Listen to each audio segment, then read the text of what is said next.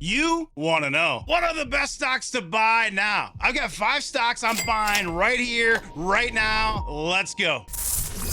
All right, guys, this first one, a mystery chart. See if you can figure it out as I talk. I just bought a new position, brand new position in the community portfolio literally 2 minutes ago. Now it's actually up over 100% in the past 5 years, but in the last year, it's down about 5%. In year to date, it's down 11.17%. Has about $167 billion market cap. PE ratio is a 65, but this has recurring revenue. We're going to talk about that later. Any guesses on which stock I'm talking about here? Approaching 2.7 million procedures. And this is on the Da Vinci systems just in 2024. Nearly 1,800 new systems placed last year in 2024. To date, almost 18 million procedures. This is robotic surgery, intuitive surgical. And you can see worldwide the procedure trend is going up nicely. This is from 2019. You're looking at 17% growth here. For the systems placed since 2020, you can see it's going to have some peaks and valleys, different sales cycles here, but overall trending the right direction. And the install base from 2020 to 2024, you got 15% year-over-year growth. And this is a great snapshot here. This is 2024 procedures, but it goes all the way back to 2012, so you can see that growth trajectory. You can see right now the stock is trading at about $467 a share. I will look at a chart later. I'll look at a chart for each stock that I covered today. The profitability grade on Seeking Alpha is an A+,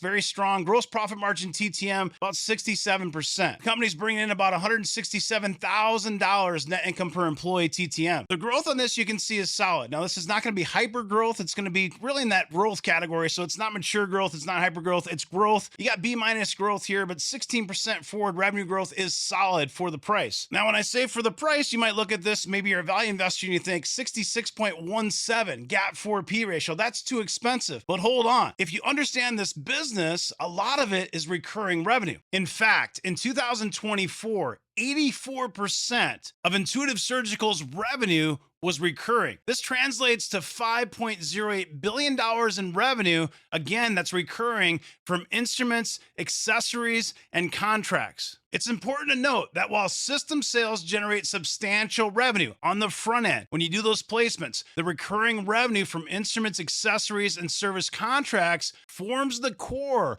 of Intuitive Surgical's business model. This model contributes to long-term earnings stability and growth potential for the company. Now, it's not software as a service SaaS, but it has that recurring model. So you have to look at the valuation a little bit differently with Intuitive Surgical versus a company that doesn't have that recurring revenue model. Of course, with any stock, you're going to have risks. Now, some positives are elevated demand that drives higher sales volumes. And overall, the trajectory, again, is what you want to see. The company also has outstanding long-term EPS growth. And this is very attractive on this chart. One reason to be careful: new investments fail to bear fruit as ROIC declines. So the return on invested capital shows how much operating profit it makes compared to the money it has raised, the debt and equity. You can see that the trend overall is going in the wrong direction for this metric. Now, one threat to the investment thesis is emerging competition, specifically companies like Medtronic and Johnson & Johnson developing their own robotic surgical systems. Now, with that said, this is nothing new. And Intuitive Surgical has had this competition from the start, and companies like Medtronic have done acquisitions and still have not been able to take that top spot from Intuitive Surgical. So they have that first mover advantage, and once these bad boys are placed within these hospitals, it's very hard to rip and replace. Now, in 2024, they released the Da Vinci 5 system. 362 placements in 2024 alone, 32,000 procedures. So this is surgeries. 40 procedure types performed, so 40 different types of surgeries. And 2,500 plus surgeons are using the Da Vinci 5 system. Now, this falls into the secular growth trend of AI and robotics, but of course, very different from enterprise AI and chatbots. The revenue trend is certainly there, and this company has proved itself as a leader. Now, healthcare in general is tough, but I do think this is one of the better healthcare stocks that you can buy, especially if you're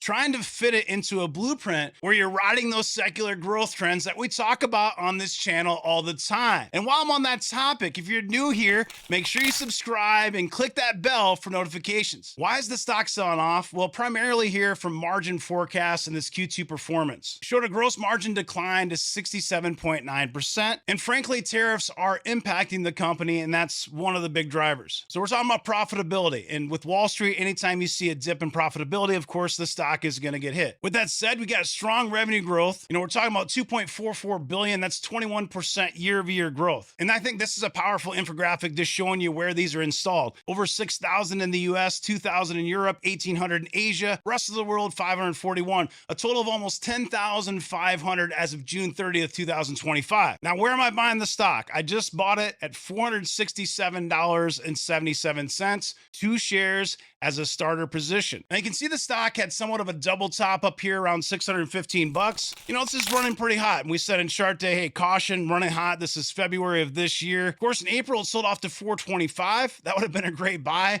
It ripped to 568. This wasn't a focus for me at the time. Of course, we bought a lot of stocks in April, did very well. One of those names is Astera Labs that's been crushing it. But now it's come back to these levels and we are at 470. This S2 Fibonacci is 459 and 86 cents. And this S3 Fibonacci, $432.70. I like this stock. I prefer it $450 or less DCA, but I did start a position. I like it 475 or less DCA as a long-term investment. So I'm looking at holding this for 3 or more years unless the story changes.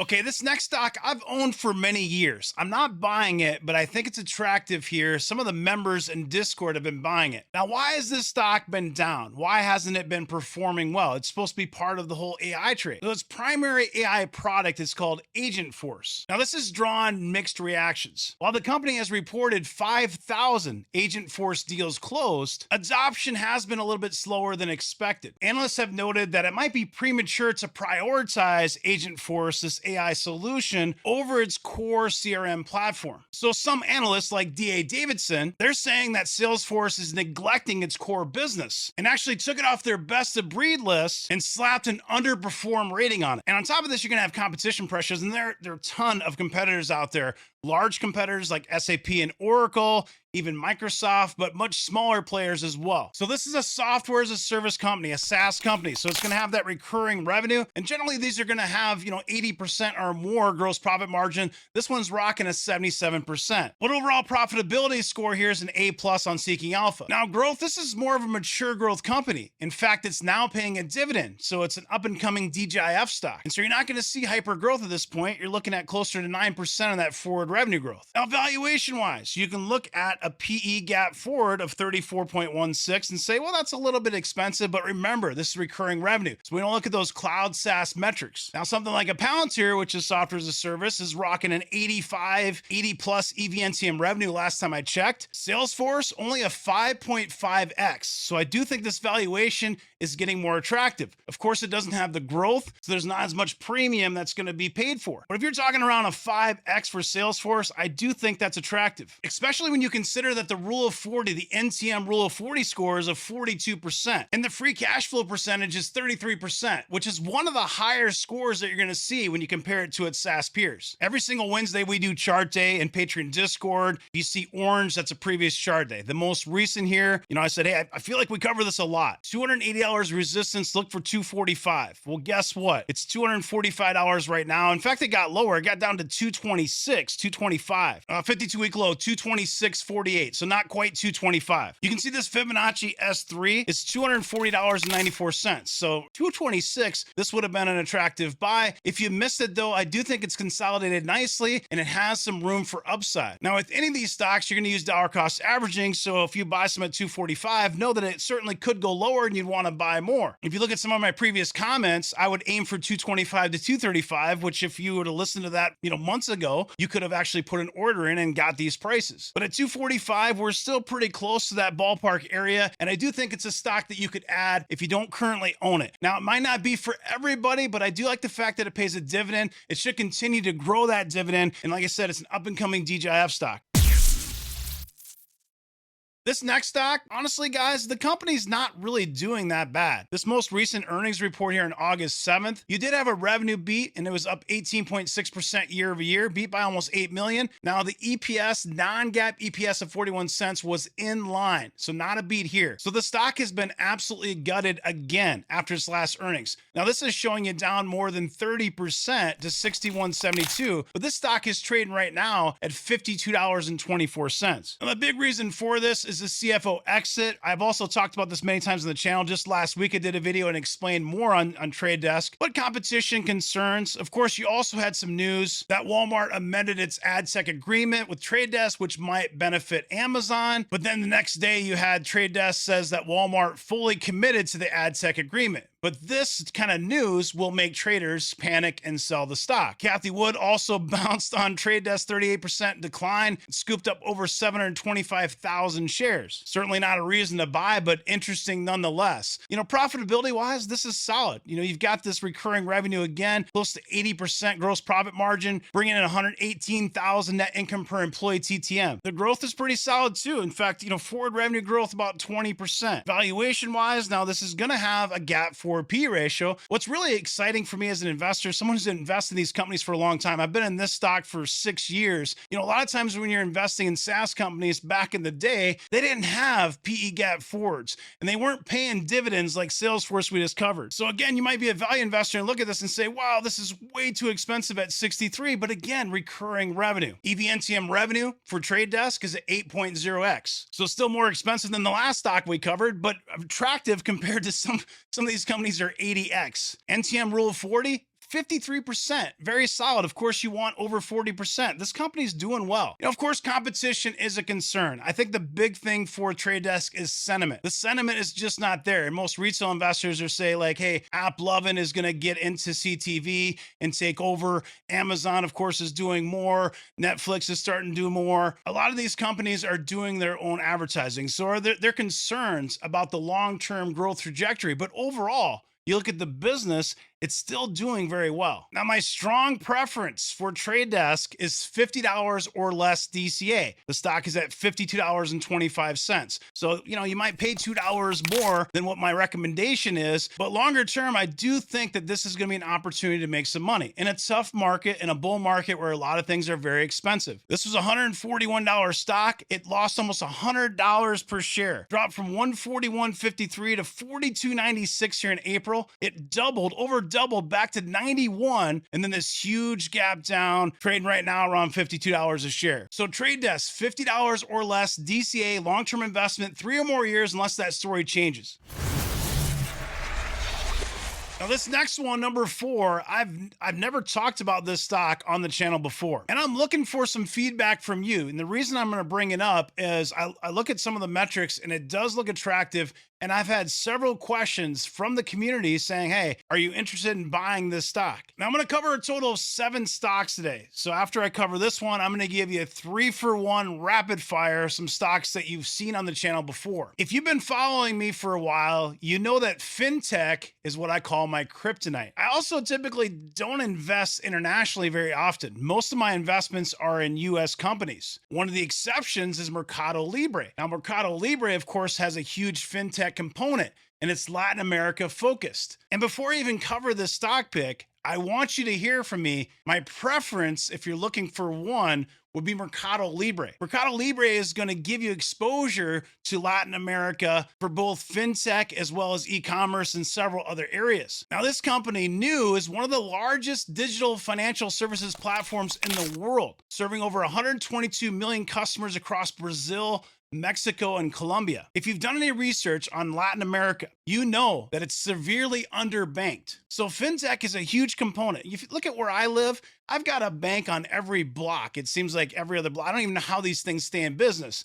It's not like that if I go to places like Brazil, for example. Now, I would probably label this as spec. Of course, you can label it however you want. It's about a $65 billion market cap. It does have a PE ratio. I'll cover some of these metrics. Profitability, A-. Growth is really solid. An A here, 32% forward revenue growth. According to Seeking Alpha, the PE gap forward is a 24.91. If you look at something like SOFI, we were buying that stock when it was around $5 saying, hey, we like 1 price to book. Now, banks in general are generally going to be, closer to that 1 price to book, 2 price to book. And I know this is fintech, but it's important to understand that sometimes these valuations get whacked. And so if I'm looking at this and say price to book, a forward of a 6, it's not necessarily cheap on that metric. Again, this is why fintech is my kryptonite, but something to at least point out to you. You know, if I look at SOFI, the forward price to book is a 3.52. So you could make an argument, why not just invest in SOFI? I think the total addressable market is probably larger in South America, Latin America. There's also less competition overall versus what SOFI has to deal with. Something like a JPM, of course, this is brick and mortar bank. I get it, not fintech necessarily, but just so you understand, JPM would be the clear leader of any, when you look at the banks across the board. This is a 2.31. Something like Bank of America, 1.27, and this is more common. So my only point there is if you look at a 6 price to book, it's not cheap. Of course, if you're looking at it as a fintech company, you're going to put a premium on it. And this is one of those FOMO chasers LLC stocks that we talk about in chart day, you know, $16 saying, hey, this is an air pocket, watch out. That air pocket collapsed from 16 to 9. It's back to 13. Now, am I personally buying new? No, I don't own it. I'm not buying it, but I keep getting questions about this from the community. So I want to bring it to you. Drop me a comment. Is this attractive at $13.67? I think it's more attractive, of course, under 10, and that's probably where I'd buy it if I were going to buy it. With that said, it has momentum. This R3 is around $14.80. That previous high is $16. So could you see $15, $16? You know, maybe a $3 upside from here or something like that? Yeah. And as a long-term investment, could it be a more speculative play that could play out? Yes. Because I like Mercado Libre. Again, if I were buying one between Mercado Libre or New, I understand they're different, but they both have fintech segments.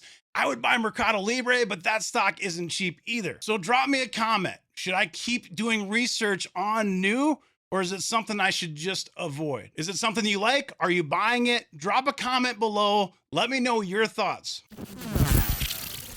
Are you ready for a 3-for-1 rapid fire? Before I cover these next 3 stocks, if you're new here, make sure you subscribe, click that bell for notifications. If this content was helpful, return the favor, drop a like, drop a comment. The first one out of 3, Clearwater Analytics, ticker is CWAN. I like this stock, $20 or less, DCA as a long-term investment. If you want more information on any of these stocks I'm covering here in rapid fire, go back and watch some previous videos. I've given much deeper analysis. There's also a write-up on Patreon for free that you can read about Clearwater Analytics. Check the description of the video for that link. Confluent, not my highest conviction stock in the world, but you can see it trades between these 2 blue lines here. It's very range bound. So if you can get this stock in the 16s, maybe even right here at $17 or less DCA, I think it will go into the 20s, probably even the 30s with time. Could the stock go lower? Absolutely. S2 Fibonacci 1466, S3 1073 likely holds this $15 level. Last but not least, this is one that I do believe will be a beneficiary of phase 2 AI when you start connecting those LLMs to proprietary data for enterprise. Now, we haven't seen this come to fruition yet, but I think it will happen with some time. I prefer this stock below $200 DCA, but it has, as you see, it has pulled back to $211. You know, at one point it was a $500 stock, and we were trimming out of it around that $500 level. $225 or less DCA is what we've been buying. It's $211. So if you don't own this stock, I still think it's one you could buy and make money on. All these stocks, guys, long-term investments, 3 or more years unless the story changes. Thanks for watching. Have a great rest of your day. Take care.